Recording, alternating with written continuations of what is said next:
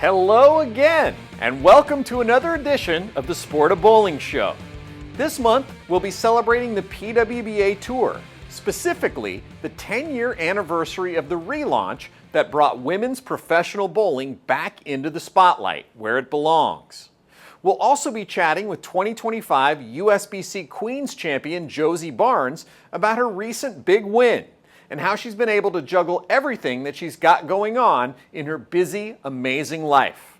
And finally, we'll close out the show with a special look at some of the personal messages PWBA athletes have sent to me over the years, which show why the PWBA is a special place for so many young female athletes. But as I mentioned, let's kick things off with a look at a few of the top moments from the past 10 seasons, which are currently being unveiled on the PWBA's social media platforms.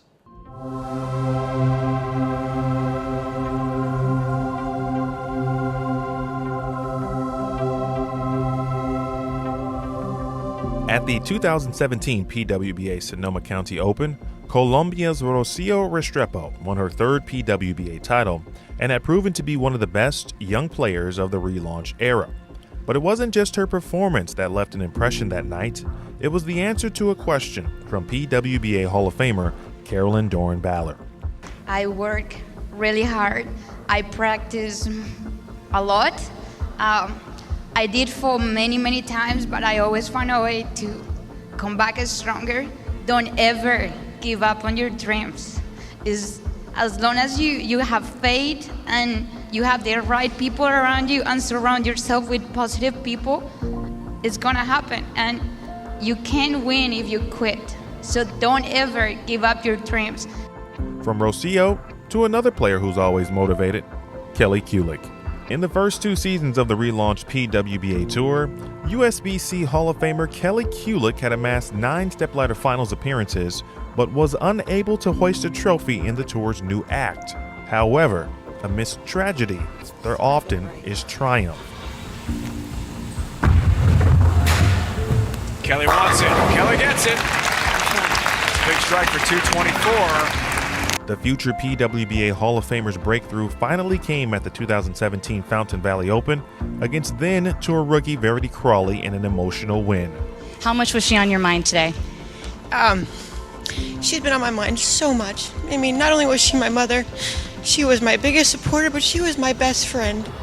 In a sports landscape where young athletes often provide memorable moments, then 17-year-old Jillian Martin became the youngest player to win a PWBA Tour event at the 2021 Bowl TV Classic. Martin nearly won an event in January of that season after displaying her skills at the 3-event Kickoff Classic Series, the first PWBA competition since the COVID-19 pandemic. Now a junior competing at the University of Nebraska-Lincoln, Martin has since added to her growing lore by capturing the 2024 USBC Queens as a 20-year-old. Simply remarkable.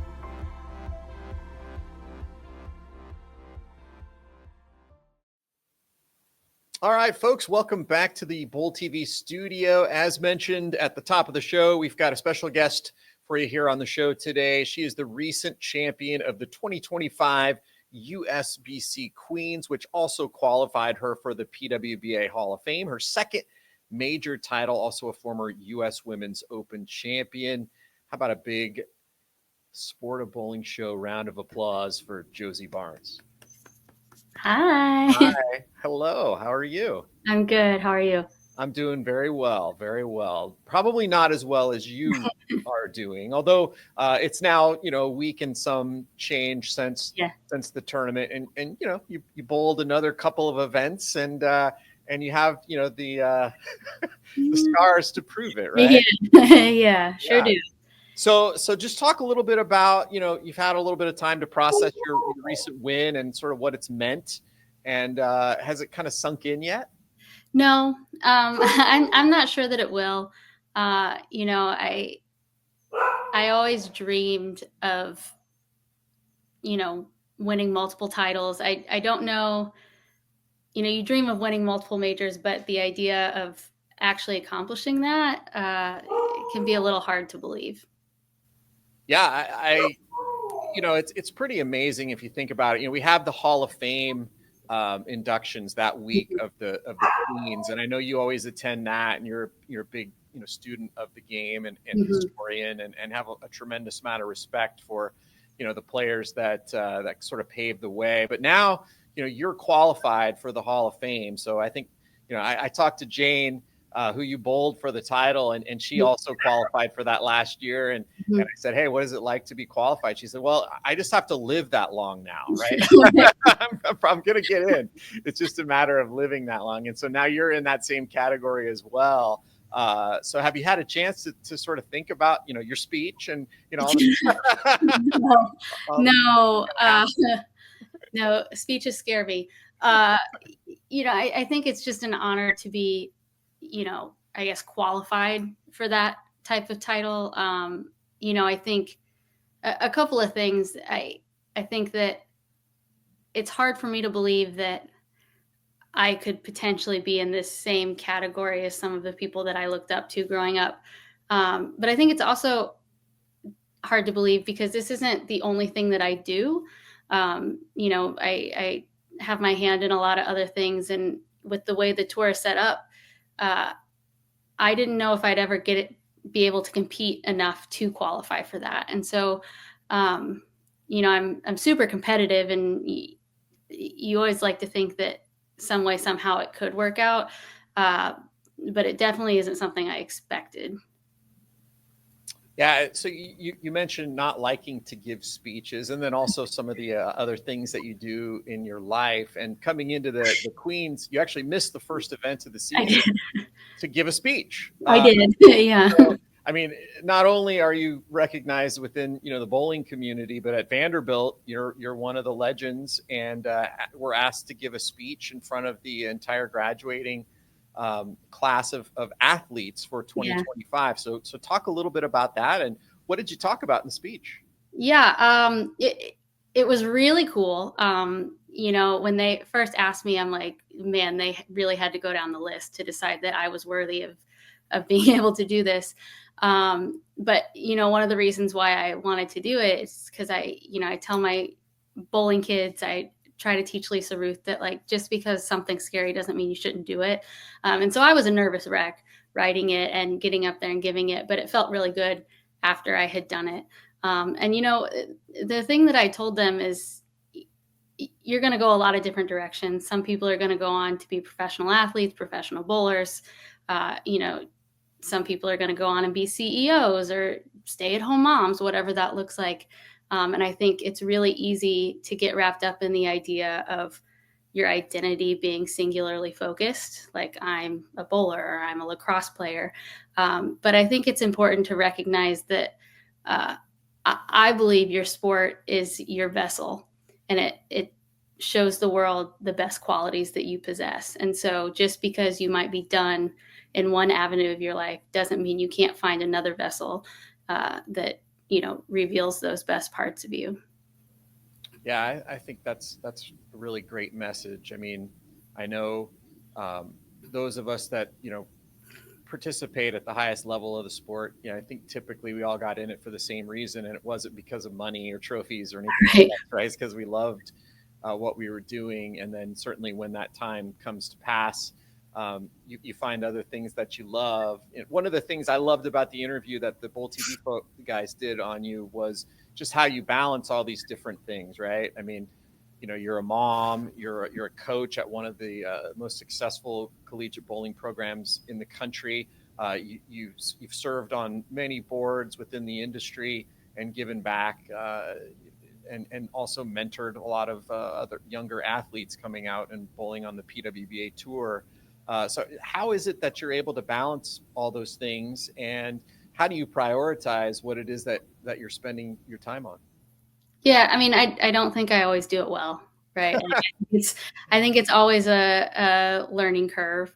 I think you can't do all those things without having a wonderful support system. So, my husband, Kyle, does a fantastic job of, giving me the runway to do all of the things that I want to do. And I have a lot of family and friends here that help out. Just being a mom isn't easy. There's a lot there's a lot that goes into being a parent, but also teaching her that she can chase things and still, be there for the people that are important to you in your life. I think it's important for me, especially with my athletes, to show them that I'm human, because I do have my hand in all of these little things, but sometimes I'm going to drop the ball. It's just, let's make sure that the ball I drop is one that can bounce back up and not one that's going to shatter. Right. And so, like I said, I don't always do it well, but I try to do it with the best of intentions, and helping the most people I can, because the one thing that my parents have always instilled in me is that, bowling specifically has provided me with so many wonderful opportunities, and it's now my job to give back, right? And not just to the sport, but to these kids in the sport, and provide them with opportunities. Yeah, one of the other things I really loved about the Bowl TV interview that you did after your Queens victory was, the idea that you're able now to give yourself a lot more grace than you did in the past. What was it that sort of changed that and allowed you to be able to do that? Because I know it's really an important thing, especially when you're competing at the highest level, to be able to forgive yourself for mistakes, right? Yeah. I mean, I think it started when the tour first came back, because you look left and you look right and you go, oh, these women are really good. Right. So like, it's okay if my best isn't here and I get beat. Right. Because I think I was used to being able to not be the best version of myself and still finding ways to win, when I was younger. And so I think it started there. I think it really opened my eyes after the passing of my mom, because you realize that even a really terrible day of bowling is so much better than some of the alternatives, right? And so this is supposed to be fun for me. And if I'm not enjoying the idea of competing, the idea of continuing to learn, even at 36 and bowling for over 30 years of my life, then I probably shouldn't be doing it. It's really as simple as that. And the more grace I can give myself, the quicker I can get over the idea that things didn't go well. One of the things that I try to teach the kids in college is usually the person who wins the most is the one that has the short-term memory. And so, that comes along with grace. Yeah. One of the things we talked with you quite a few times, after you lost your mom, about how you were dealing with that. And then, after your U.S. Women's Open victory, and then, you spoke a little bit about it in the Bowl TV interview again, with, this being sort of the tournament that was her favorite. Yeah. And then, obviously your sister being out on tour with you now, which I don't think she was back in 2021, right? She was not, no. Here and there, but now it seems like she's out there all the time with you. So, just talk a little bit about just that and where you are with that, and how it's been with your sister out there. Yeah. I mean, my whole story starts with my family, right? My parents bought a bowling center when I was 3 years old. And so it was always a family deal. And my dad was my coach. He's been there, and I probably don't talk about him enough. He was the guy who got me started. I feel like he's the person who, has really taught me mental fortitude. But mom was the one that really pushed us to be that competitive, little fire. People would look at her and go, oh, not her. And then they'd watch her and they'd be like, oh no, yeah, she's competitive. So I think for her watching it, she loved the match play aspect. But she also just loved the pretty crown at the end of it. And so, it wasn't the first tournament that she was like, I need you to win that one because I like the trophy. But it was probably the most important one.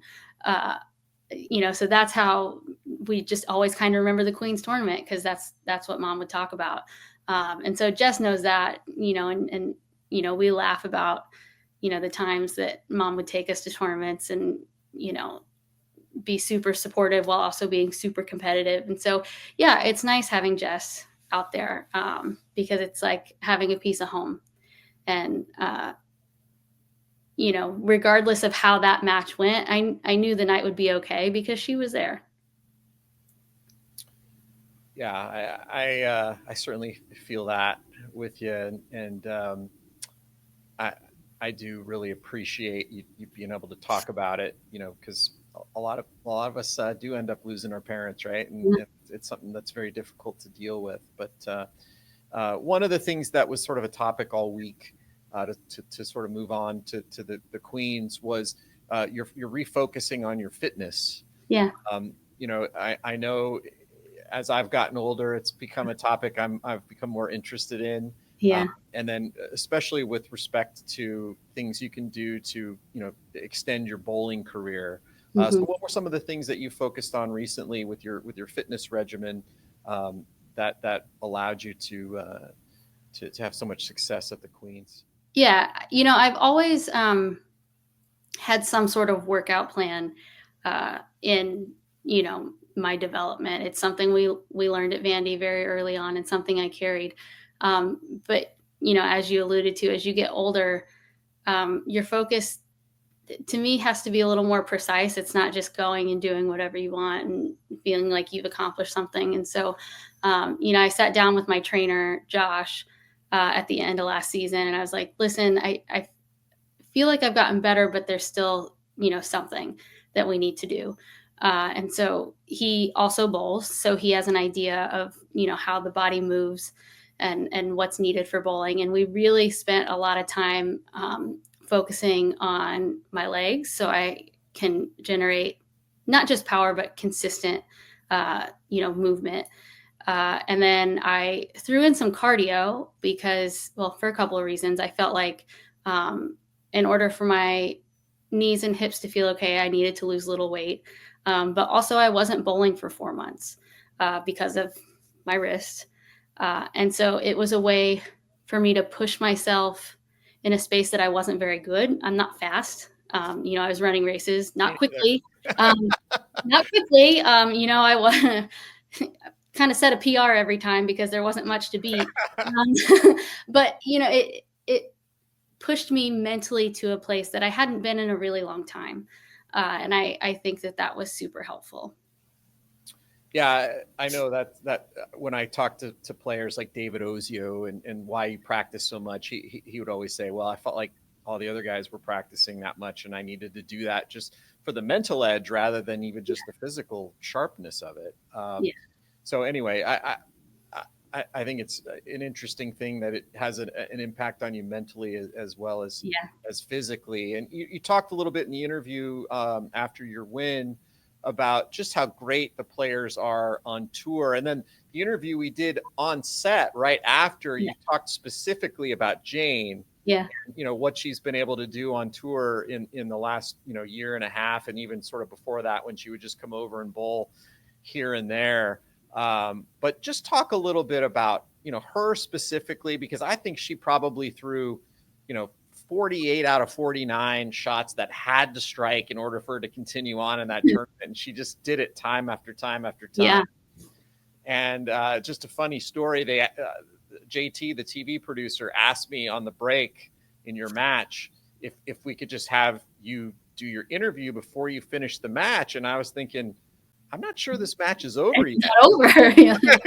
Not anything against Josie, but I think she'll probably strike out and force her to do something, which is what ended up happening.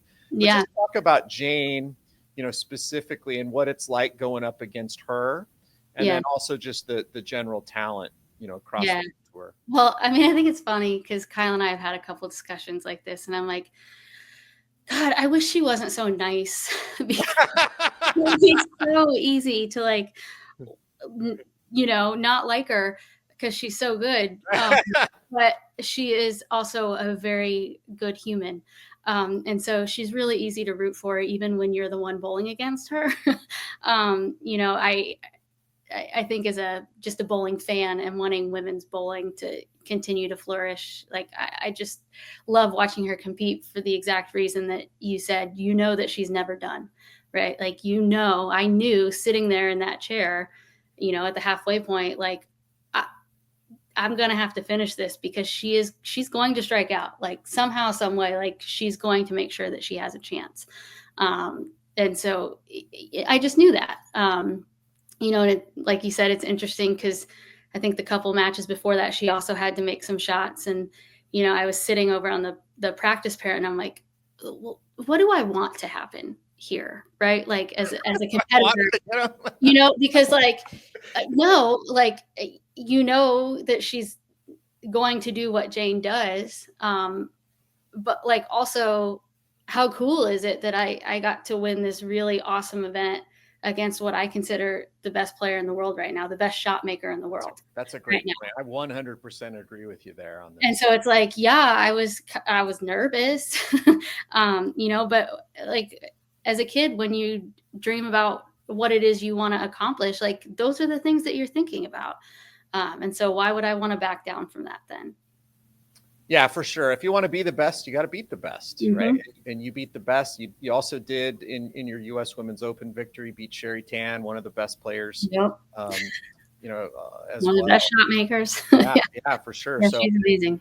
I think that's great for you that you were able to do it. And let's talk a little bit about the strategy. I know because Chad Murphy came over to me and said, "Hey, who do you like in this match?" And I'm like, I don't see how I would go against Jane, right? I mean, she's lined up now. She's got a good look. And then Chad said you were struggling in practice and it didn't look like you had. And you mentioned that in the interview that you didn't like your look going into the match, but to your credit, you figured it out. You executed an incredibly good game plan.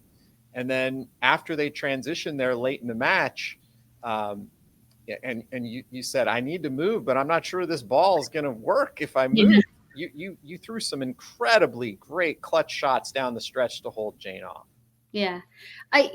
For me, it was, I felt like I understood my ball progressions.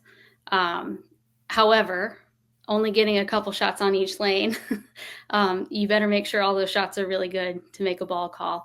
And fortunately for me, talking with Rob and Joey, we made a call that ended up, working out in all the right ways. But I think going into those two shots, I think it was the 8th and the 9th frame, I just said to myself, I've made really great shots in really big moments all week. Like, why should this be any different?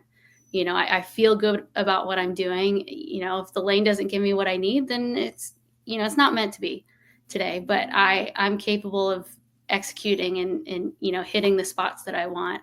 And the rest is just out of my hands. Yeah. And, you mentioned even in that 10th frame, I mean, the 8th and 9th were huge because it basically allowed you to not have to mark to win. And of course, she went off the sheet and did everything that you had to do to win. And you said when you got up in the interview afterwards for that shot in the 10th, you were nervous, right? Well, yeah. I mean, you had, 8 spare is not a gimme on. No, no, not easy whatsoever. I actually had a chance to bowl on the pattern and they were not easy. I mean, that was a very, very tricky pattern. Yeah. I think we made them, if you had the right ball in your hand, I think we could make it look like you could strike a lot, but when you weren't striking, it didn't feel very good. Like you didn't feel like you knew what the next call was, and sort of like I said, prior to getting to that match, what do I want to do? Well, younger me used to sit at Vandalia Bowl and say, okay, like I have a chance to win junior gold if I throw a strike here, or if I hit the pocket here, like these are things that I've talked myself through my whole life. So yes, I was nervous, but I wasn't scared, if that makes sense. Like I wasn't scared to do it. Yeah, there were nerves because I was excited. I wanted this thing and I had every opportunity, but I wasn't scared. Well, let's talk about that for a second, because, one of the things that I think makes, Jane so great is she's probably more than any other player. And then Liz Johnson obviously did it. I actually made a little bit of a research project for myself. Jane acquired Hall of Fame credentials in 25 tournaments, which is crazy. 2.5 seasons. she bowled full time. Yeah. Liz did it in 20 tournaments when the relaunch happened, which That's is insane. just, unbelievable. But I think the reason they're so great, and then you're certainly in this category as well, because you're going to be in the Hall of Fame too, is you're able to get strikes and win tournaments when you need them. What is the process for you when you absolutely have to have a strike and maybe you don't have the best ball reaction? What goes through your mind on how to get that strike? Yeah. So, to me, it's never about striking, right? Because you can't actually control what the pins are going to do. So it's always about just executing a quality shot. And so the one thing I tell my kids at Vandy is like, and it may not work for everyone, but for whatever reason, it has worked for me for pretty much the entirety of my career, is I attempt to focus on something that I know I'm already going to do well.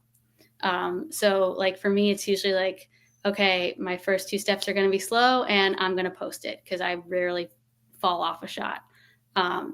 And by doing that, it keeps me away from thinking about all the negative things that could happen, right? Because I think it's so easy to like start going down what if this happened? What if I 6'10" in that shot and I have to make it, right? Like the only outcomes you're thinking about are the ones that don't work out in your favor.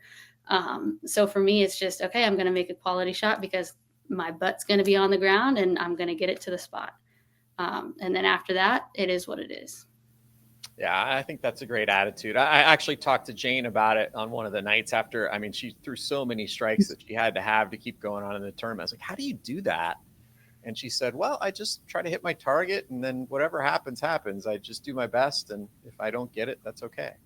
Yeah. And I think that's why, I think that's why it's so unique on the women's side of the game too. Because obviously the guys' side, power takes over most things and it's about, generating the most reaction through the pins. But I think when you look at, who has been the most consistent in terms of performance over time, you look and you see Liz, who likes to keep her angles in front of her and execute shots that way. You have Jane, you have Shannon O'Keefe, who I think, would fall close to that category.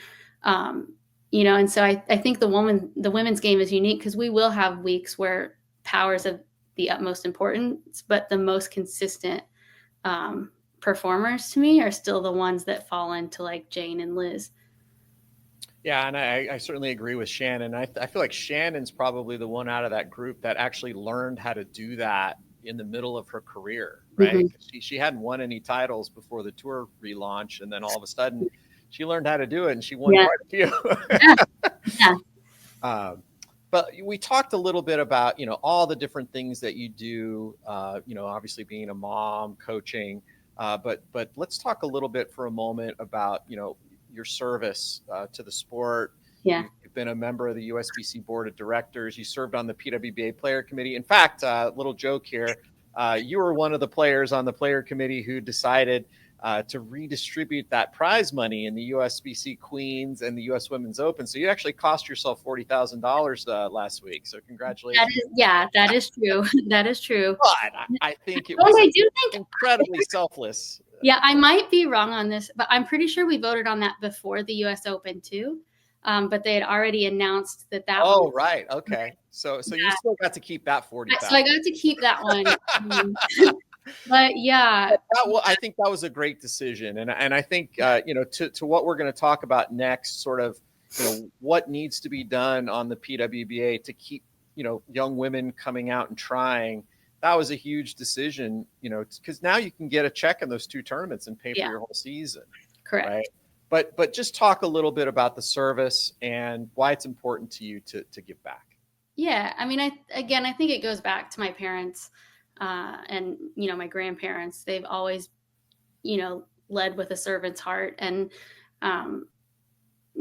for me in this space, it happens to be bowling. I also do some charity work outside of the bowling sphere. But, I have been provided so many cool, unique opportunities, whether that's been, back on junior team when I got to travel for the first time out of the country, to doing the Team USA stuff. I've been given so many cool, unique opportunities through this game that it's my work. It's what I have to do. I have to provide these opportunities for kids because that's really the only way this game grows. And that's important to me. Yeah.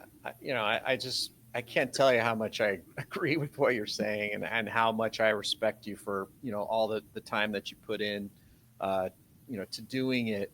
But sort of last question, what are your future goals with respect to A, your bowling career, B, your coaching career, and C, giving back? Yeah.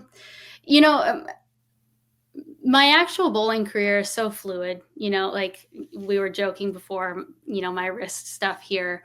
I left Cleveland early so that I could get in to see my doctor to hopefully be able to perform at the US Open. And so, I'm always going to prepare like I'm ready to go out there and win, but I'm also going to be smart and listen to my body because I think that that's one thing I probably didn't do enough of as I was younger. And that's what's gotten me to this space. But I also understand that like there's always potential for another tournament, right? Like I don't have to force myself to do this one because fortunately we do have this tour now. And so what didn't work out for me last week, hopefully can work out for me in the future. And so, I joked with Emil, like I've never had a 2-win season. So maybe my wrist will, agree with me and, I'll have an opportunity to win a couple. That would be ideal. But I think just going out and continuing to be able to compete for titles, will make me feel like I'm still in this. As far as coaching, I love where I'm at. I can't think of a place that I would rather be. I have, wonderful support group within my department.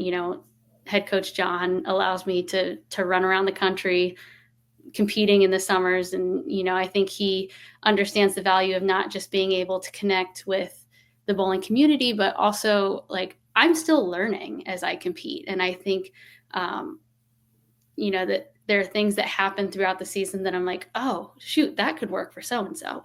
And so he understands the value of that and still allows me to do that basically whenever I want, which is nice. And we have a wonderful AD who's this, woman of power, supports everything I do and is always one of the first people to text me after the cool things happen. And so, I couldn't choose a place better than Vanderbilt for me. And then in terms of, bowling service, when things get thrown at me, as long as it's within the realm of being allowed per NCAA rules, I don't know that I've really ever said no. You could ask my husband and he'd tell you that is 100% true. Because there are times he goes, are you sure you got time for that? Like, no, I don't. But, they asked. So here I am. And so, I just love finding new ways to participate in this sport. I think now being a mom and seeing Lisa Ruth start to develop a love for the game gives me new perspective on that and different ways to, insert myself that way. But also just being able to sit back and be a parent and support and seeing it from that side. So bowling's not going to go away from me anytime soon. Well, that's great to hear. I hope your wrist gets well soon. Thank you. We're able to see you back out on the PWBA tour. Maybe getting another major title. I mean, that'd be nice. The championship would be cool. Yeah. Why not? Okay. Yeah, get one of each. I would like that. Yeah.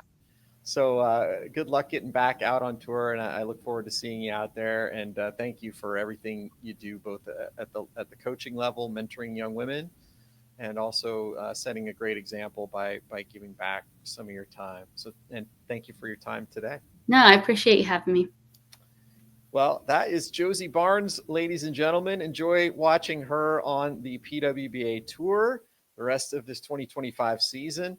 And coming up next on the show, we're we're going to stick with the PWBA theme, and I'm going to read some thank you cards that I personally have received from PWBA athletes. Josie Barnes happens to be one of them. Hopefully, I'll be able to get through the segment without crying, but that's coming up next here on the Sport of Bowling Show.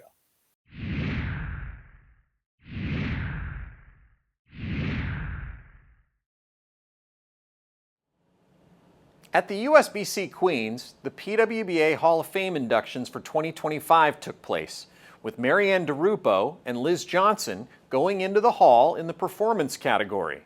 As always, it was a magical night where the greats of the past were able to mingle with the stars of today. And with it being the 10-year anniversary of the relaunch of the tour, it was an extra special evening for reflection on the importance of the tour continuing on for future generations to come. USBC Executive Director Chad Murphy spoke on the importance and impact of the tour and recognized several individuals who had a hand in bringing it back. I happen to be one of the people he mentioned, and although the recognition was a very nice honor and much appreciated, it isn't really the reason why I did it for as long as I did. That reason, you ask? Well, that reason is right here in my hand.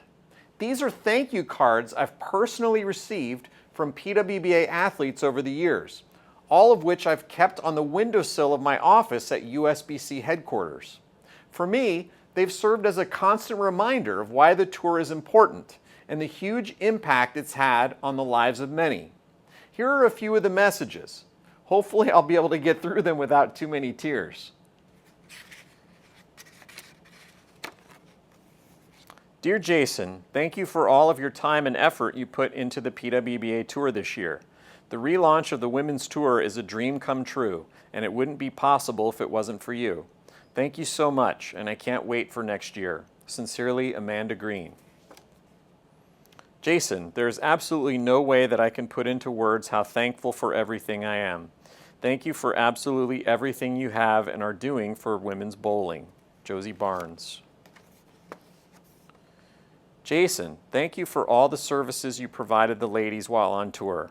I appreciated your help with all media obligations and interviews. I grew as a person and as an ambassador. I only want the best for the women and to secure a future for the sport. It is great working with you and an honor to call you my friend. Can't wait for 2016. Can you say road trip? Thank you, Kelly Kulik.